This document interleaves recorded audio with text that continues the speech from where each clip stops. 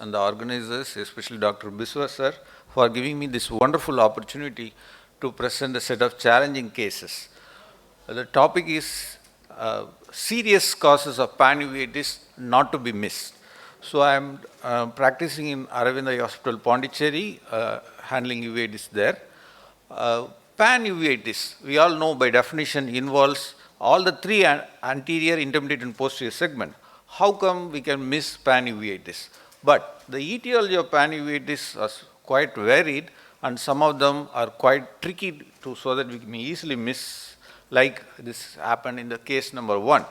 So this patient, 42-year-old lady, presented to me 2 months back. Initially, the patient went to another ophthalmologist with a complaint of headache for the past 2 weeks, associated with pain, defective vision, nausea and vomiting.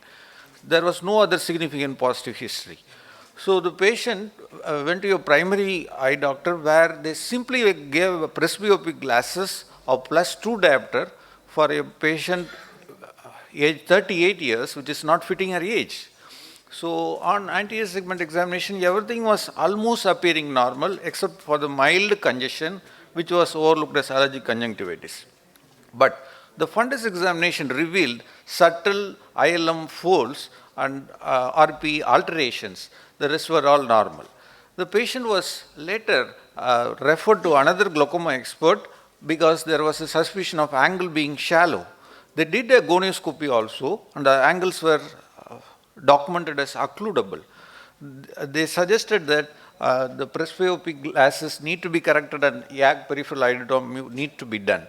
And very characteristically, the YAG PA was also done, and after 2 weeks, the patient was asked to come back for the subsequent review. After 2 weeks of YAG PA, the patient complained of increased pain and defective vision and increased headache, and BCVA dropped to 5/60. So again, there was a shallow anterior chamber. This time there was a fibrinous membrane. The PA was obviously occluded, and there was an oval-shaped pupil with a lot of posterior synic hair. So this was the time the patient entered my clinic, and I could document there was a occluded PA with shallow anterior chamber. Even though YAG PA was done, it didn't help the patient. The IOP was also elevated, and when we did a B scan, there was a lot of RCS elevation, CD, RCS thickening, choroidal detachment, serous RD as well. So we had a set of differential as VKH sarcoidosis because the patient gave all the prodromes of VKH, did a baseline investigation, started with topical steroids along with topical NSAIDs, and after the MAN2, the patient came back with the imaging, and everything, including the MAN2, was normal. The topical treatment did not much help because only after the MAN2 our protocol was to give systemic steroids. We gave the patient on IV steroids along with topical medications. Daily we followed the patient. Later we saw that the angles opened up. In fact, the AC deepened. Because of the 360 synic hair, I couldn't take a lot of the fundus images, and the B scan was quite helpful to document the improvement in the RCS thickening in this patient. So the patient was also subsequently started on immunosuppressive as methotrexate, and after 2 weeks, the vision in one eye improved to 6/18. However, the other eye did not improve. There was still some residual serous retinal detachment in the other eye. So this was a sequence of events. Initially presented with 6/6, then laser PA was done, then the vision dropped, then the diagnosis of VKH was picked up with IV steroids along with supportive treatment, vision improved, and at last follow-up, look how beautifully the RCS thickening is normalized to 1 to 1.5 mm. So the points missed that could easily point towards diagnosis of VKH were the initial doctor did not pay much attention to the complaints of headache as with defective vision. All the prodromes of VKH was missed. The presbyopic glasses, when it is not fitting for the age, when there is a ciliary body rotation along with the shallow AC, please, we need to pay attention whether are we dealing with a pushing mechanism rather than the anterior PAC suspect related mechanisms. So in the literature, we see a lot of published articles. This was the one from PG Chandigarh. I can see Dr. Ramandeep Singh in this group where VKH presented as bilateral simultaneous acute angle closure. We also have a lot of abroad publications where there are a set of case reports on bilateral angle closure glaucoma as the initial presentation of VKH. So VKH associated with anti-ischemic optic neuropathy along with angle closure glaucoma is also published in the Indian Journal of Ophthalmology. In our postgraduate days, the classification of glaucoma as primary angle closure, secondary angle closure, there are set of whole lot of causes. We need to pay attention to the cilio-choroidal effusion, including posterior scleritis and the uveal effusion and VKH. The B scan is quite helpful to pick up the diagnosis. When in the last talk we saw that by altering the gain, we can definitely say whether the RCS thickening is contributed by the choroid or the sclera or the retinal part, and it could easily help us to pick up the choroidal pathology and proceed not to miss such a hasty, such an important diagnosis. So, not all occludable angles are primary angle closure, and this is the take-home message of this first case. Shifting gears, let me go to the second case, which is quite interesting. This was a 28-year-old male who initially presented with redness of 3 days, sudden onset of defective vision of 1 week, and he gave a funny history of chickenpox at the age of 5 years, and the rest of the history was not significant. General examination was quite normal, and except for the mild pallor, icterus clubbing, and we never thought that is quite important. The vitals were normal, and as you can see, the palms apparently look normal, but for the subtle color changes, as we highlighted here. So the vitals was, as I said, was normal. The chronology of events, the patient first went to a private hospital where the patient was started with oral steroid, topical antibiotics, cycloplegics, went to another hospital where periocular steroid was given because the diagnosis stated in the case sheet was intermediate uveitis. The patient said the pain redness subsided, but the defective vision did not. And the vision in the right eye was 6/60, other eye was 6/6. And the right eye anterior segment had some significant findings like the non-granulomatous KP, cells flare, and the posterior sinus K. The left eye was entirely normal. The fundus could not be documented initially. However, our case record said there was a 3+ vitreous haze, and periphery we could see yellow fluffy lesions in the superior temporal quadrant, few sclerosed vessel and snowball-like clumpings. This was a faint fundus photograph of the posterior pole that we could take, and the OCT showed poor signal strength due to the diffuse vitreous haze. And the left eye, again we could see subtle vitreous cells. So, with that in mind, we were branding, are we dealing with a case of evolving panuveitis? We had a set of differential because there was a history of viral illness, ARN was considered.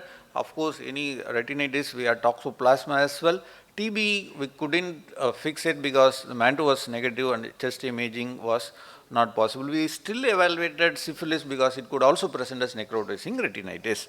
And we started the patient initially as a mixed treatment with antivirals and toxo treatment along with topicals. After 3 days, there was the defective vision in the right eye was worsening since 1 day, and the right eye was again 5/60, the anterior segment was quite normal. See, the reports really surprised us because the patient had both HIV as well as the syphilis test being positive, and going back, again we asked, probed the history, and the patient admitted the history of exposure to sexually transmitted diseases, and the retroviral being positive was also a real surprise because in this case the elsewhere ophthalmologist has given periocular steroids without even evaluating for the syphilis and HIV, and because the patient looked apparently healthy.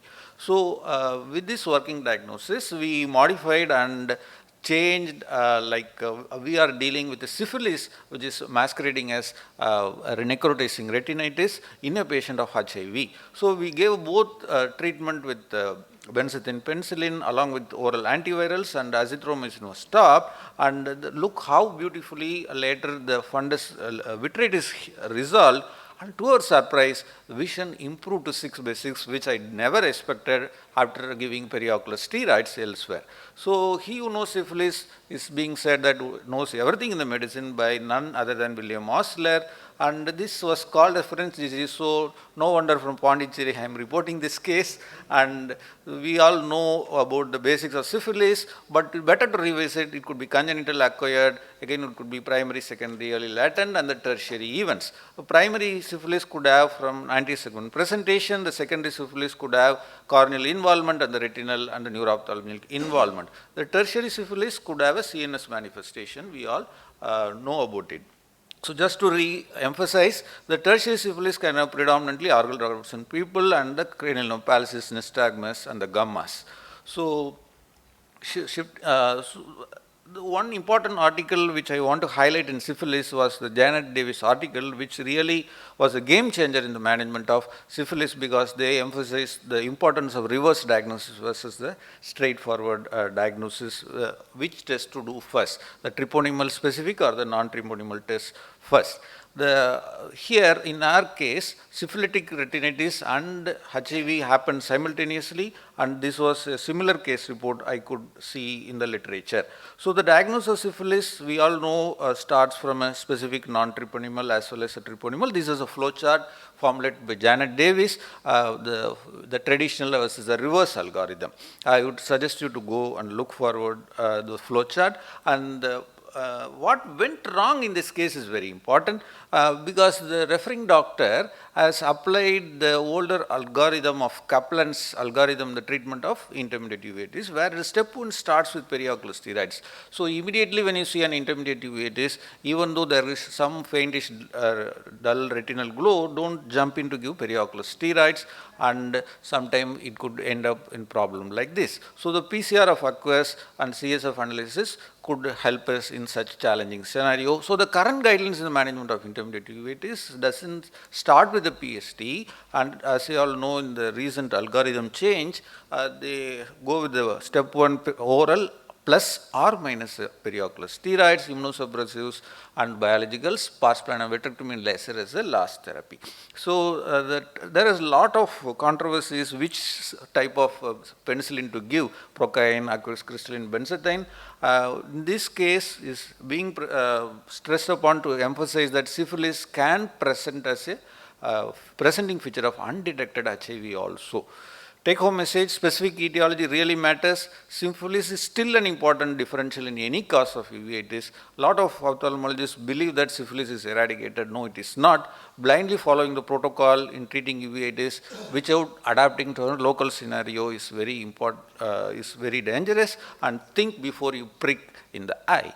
Thank you so much.